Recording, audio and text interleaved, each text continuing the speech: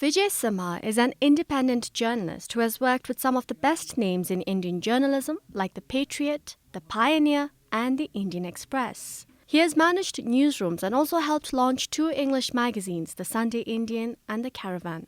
He is currently the executive editor of the New Delhi Financial World and Tehelka.com. Today, he is on Talking Matters to share how this world of his fell apart and how he is not just a journalist now, but also a passionate sobriety campaigner.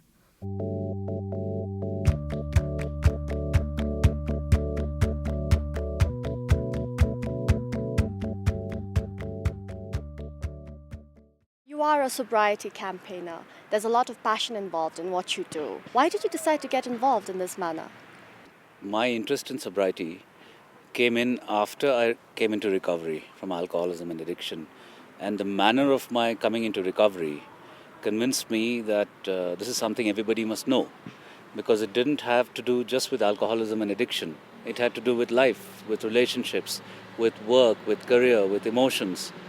So that's when I was deeply interested, because it was the first time I understood a lot about life. And then I see around me all my friends, a lot of friends in India. It's a vast problem in India. So I realized that there is a lot of work to be done in this area in India. And the future projections indicate that it's going to be more and more intense, the work in this field.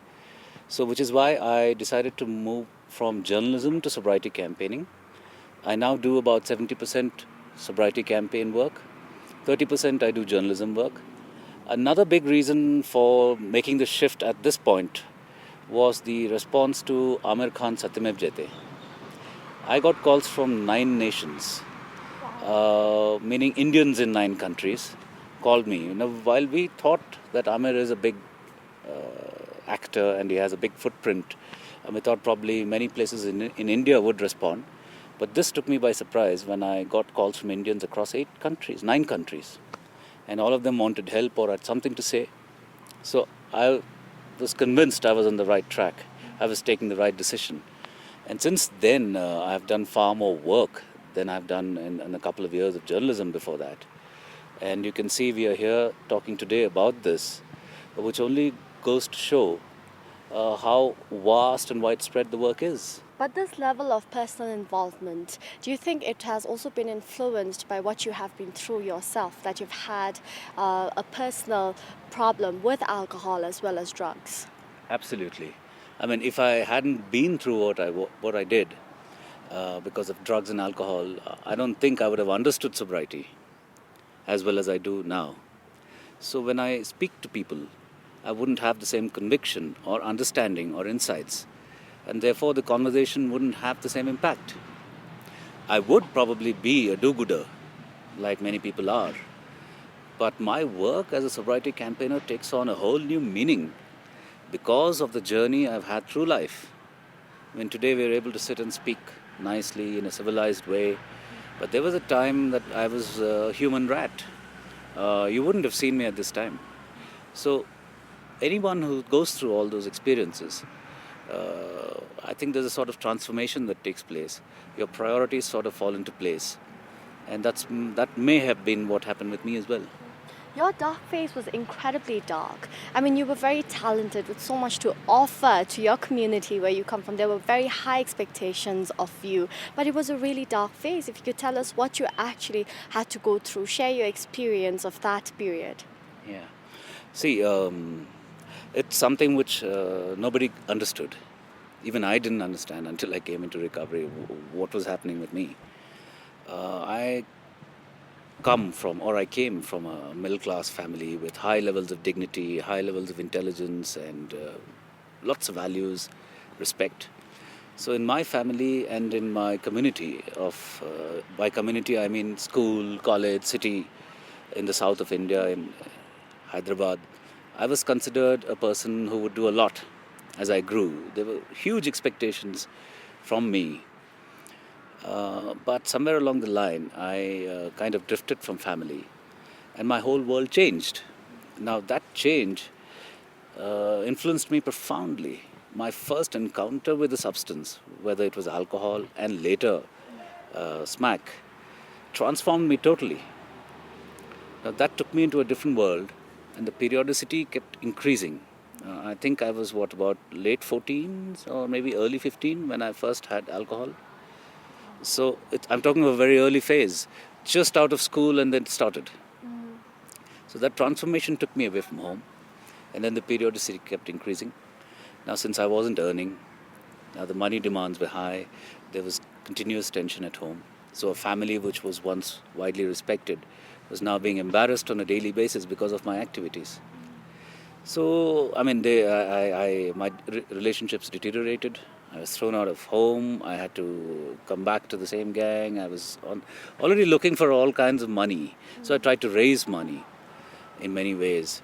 So my family was tired of me, and they found the only way was to get this guy out of the city, which they did. So my first stint with some sort of a rehab was in 1984. Now we are talking about a time when India didn't understand rehab very much. And so there was an asylum for the mentally unsound in Secunderabad, Hyderabad. And there they emptied the paid ward and put addicts there to understand the problem. So that was the first instance when I encountered all this part, moving among killers, rapists, totally deranged. I left the center very soon. Obviously. So from there, I was totally on my own, on the streets. Now it's been about, I would say, if you give or take, almost 20 years of what you described as a dark phase. Wow. Now this included homelessness, this included loss of status, lot of dignity, health, economy, relationships, family, everything. To be a human rat, you got to really move through the sewers of human life, which is what I did. I would be in horrific situations only to avoid any human contact. And alcoholism and drugs can take you to that level. Not many people survive that. See, it's almost impossible to survive emotional trauma of that nature, mental degradation of that nature, and it's difficult for people to put their life back. So my dark phase ended in 2002.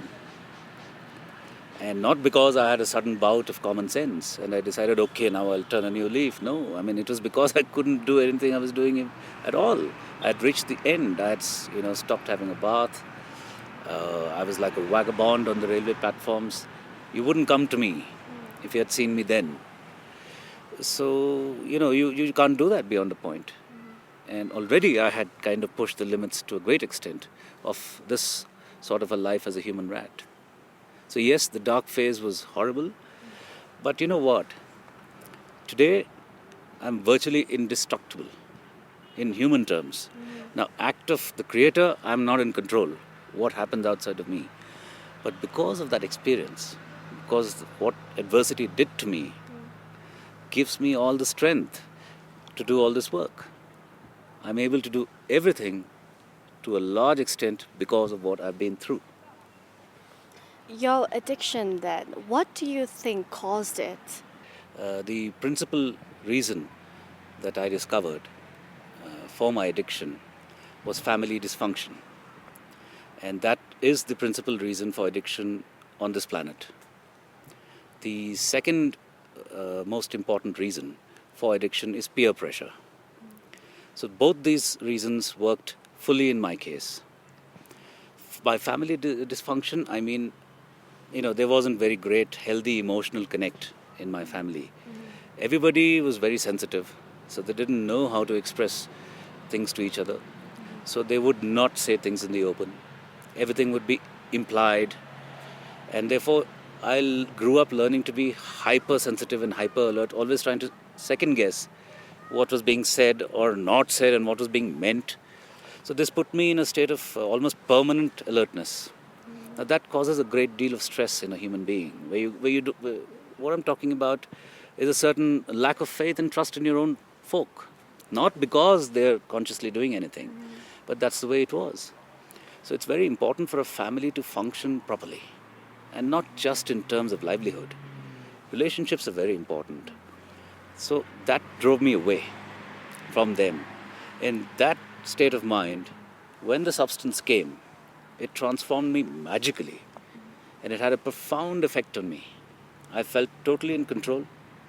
I felt absolutely like I was in a new world, which I loved. Now, this happened both with alcohol and with my first encounter with smack. The same thing, I was transformed. The family dysfunction operates fully in my case. Then we are talking about peer pressure. The substance was introduced in my life in both cases, in fact, every case, by friends. I had never gone out to buy liquor until very late in my alcoholism.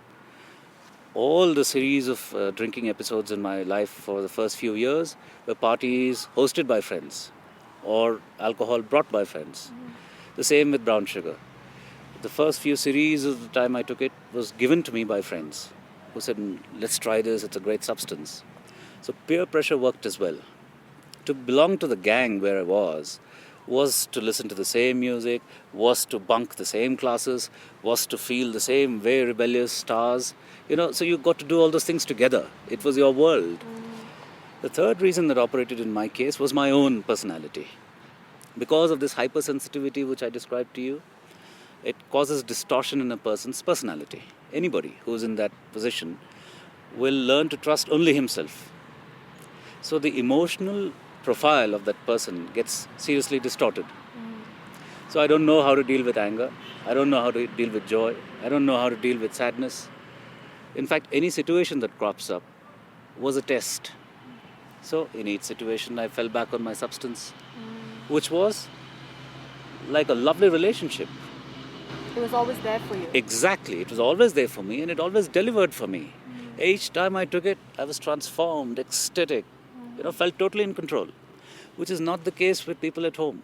Every time, there's something on and off between human beings.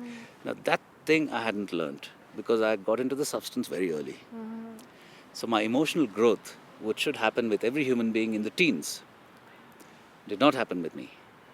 I grew with the substance. So these three principal reasons operated. My own personality disorder, serious emotional vulnerability, family dysfunction, and peer pressure pushed me into this magical world, which was great initially and then horrible for very long after that.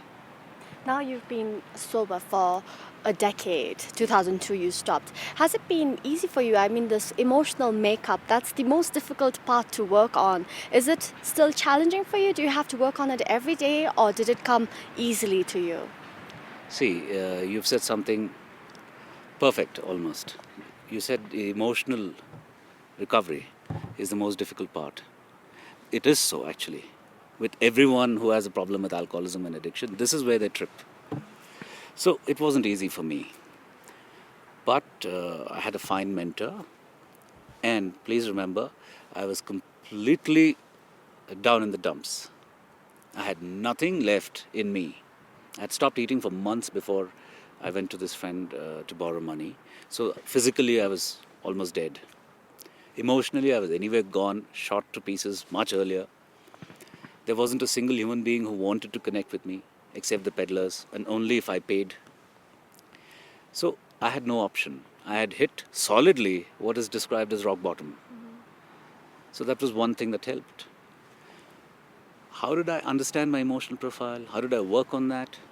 I understood that with sessions with my mentor, that this is a very deep reason for my addiction. And even today, I have issues with anger. I have issues with perfectionism because for a large part of my life, I could do things perfectly. You put me in a room even today, there are many things I can do perfectly.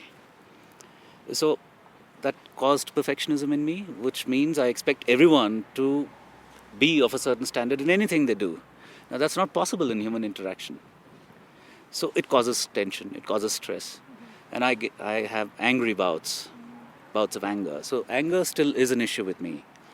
But I have worked on my self-esteem quite greatly. I've been able to recover my self-esteem to a large extent.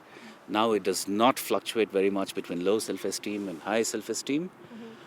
It's sort of normal self-esteem, which keeps me calm for large portions of the day.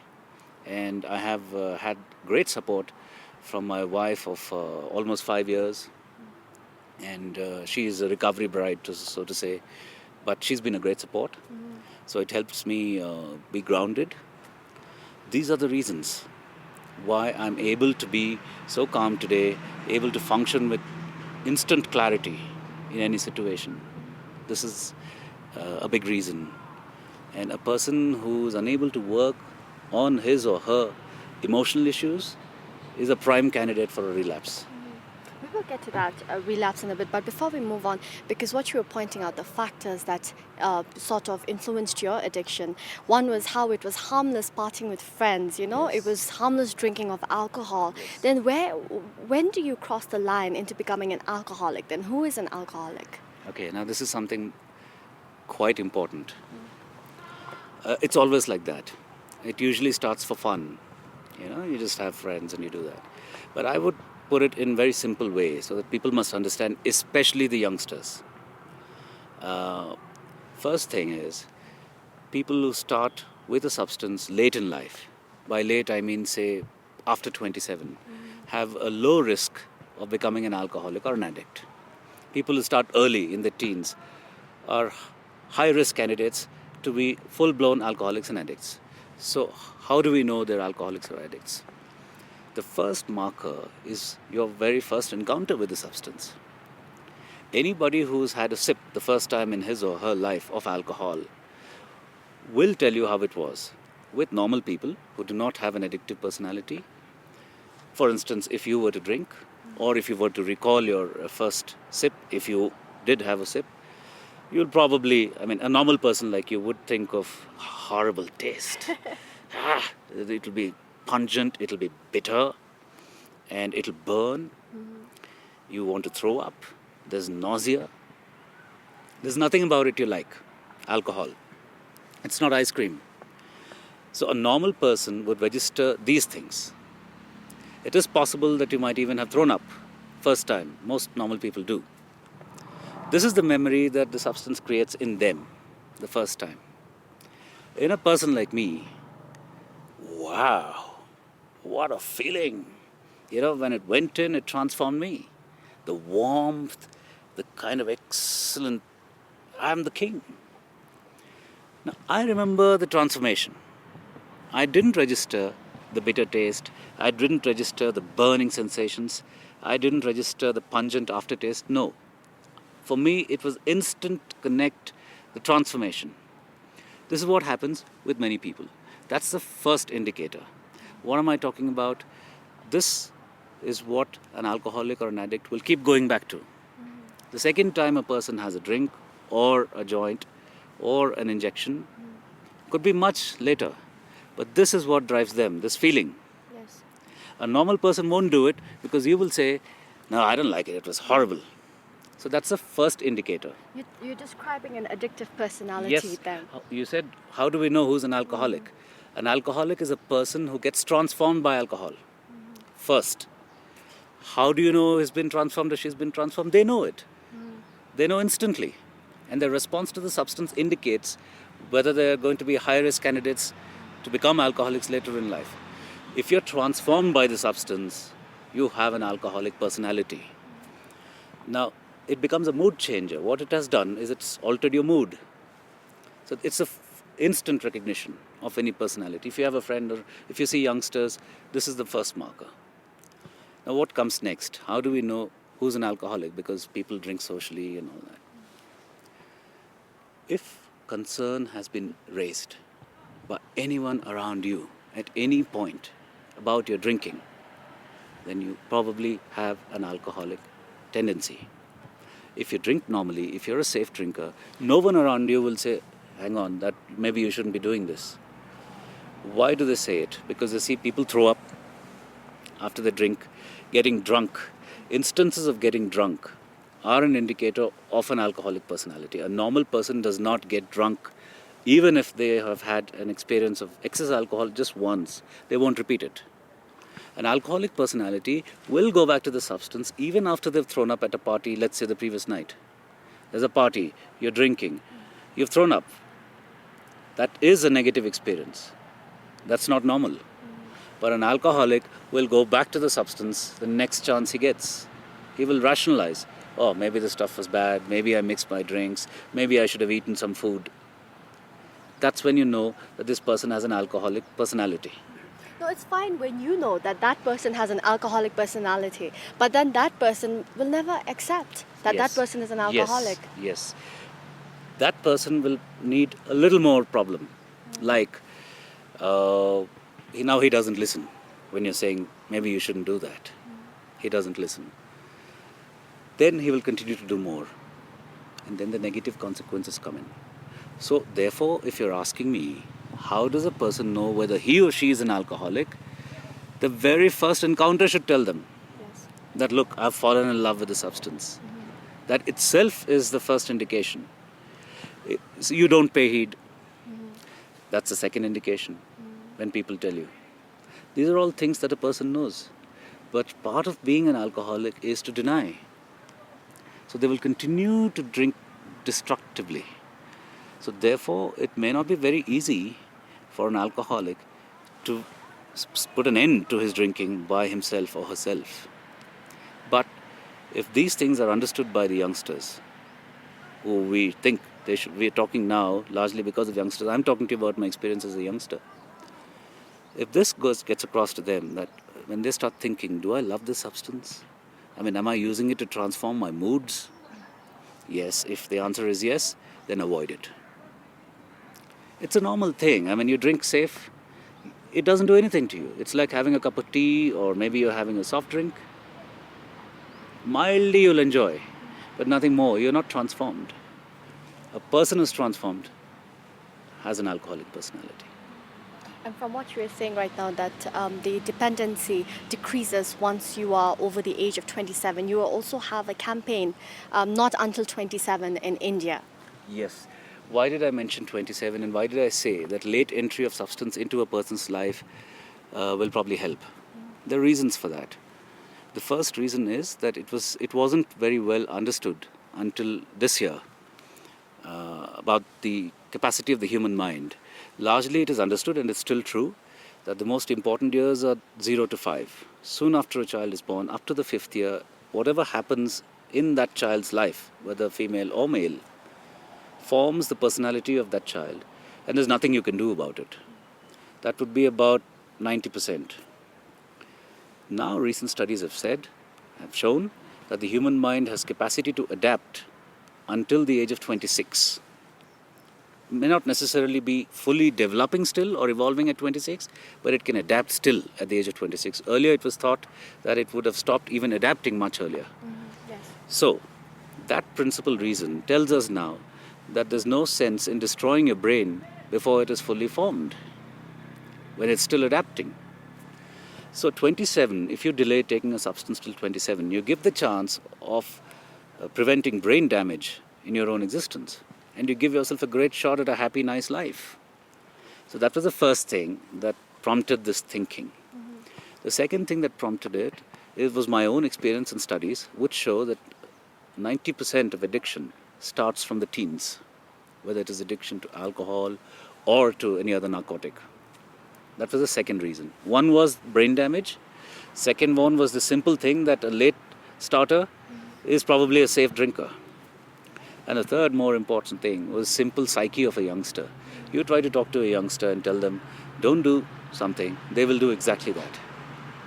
So we've seen that by saying, say no to drugs. I mean, it's a 40-year-old message. Say no to alcohol is 40 years old, and it hasn't worked. It's got worse and worse and worse. So I figured, look, I'm not going to tell them no. I'm only going to ask them to delay it. And it worked. This slogan I was able to coin and go into public in September in Dehradun in India. The response of youngsters, I'm talking purely of 18 to 21 age group, the most important age group in addiction and alcoholism. A whole hall full of them fired questions at me for an hour. They wanted to know, why did you say 27? What is this brain thing you're talking about? What is the risk percentage? How does it lower if I start late? It was... And I knew instantly that if a youngster is asking you questions, it means you've reached him. Exactly. And that worked very well. So that encouraged us to think in terms of a year-long campaign in India first. But this is a message which will work anywhere on earth. It will work in Bhutan, it will work in Cambodia, it will work in England, because we're all the same. We're all youngsters. And this is the campaign that is now being put in shape. We're just getting the paperwork and the legal work done. So you will probably hear more about it in a couple of months. And we hope to come to Bhutan with the same message, because India teaches us a lot. The scale of the problem is huge. We do this work, and there's much that we can bring to Bhutan. This Not Until 27, which you asked me about, is this.